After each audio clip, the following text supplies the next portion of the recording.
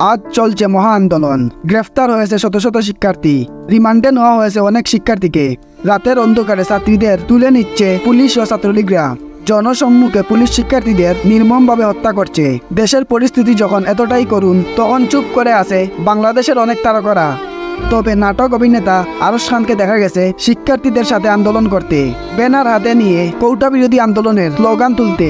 এ নিয়ে আরশ খান সোশ্যাল মিডিয়ায় মানুষের ভালোবাসা পেলেও এবার পড়েছেন বিপাকে।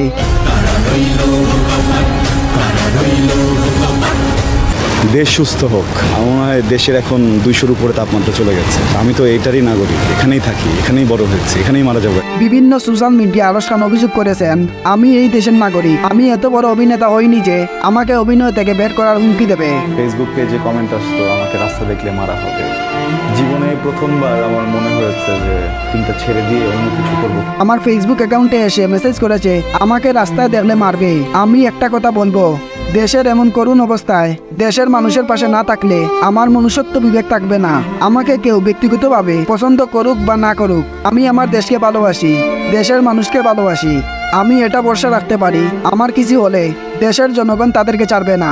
দর্শক, আরশ খানের কথা আপনার কাছে কেমন লাগলো অবশ্যই কমেন্ট বক্সে জানাবেন। এই ভিডিওটি ভালো লাগলে লাইক কমেন্ট সাবস্ক্রাইব করবেন। আসসালামু আলাইকুম।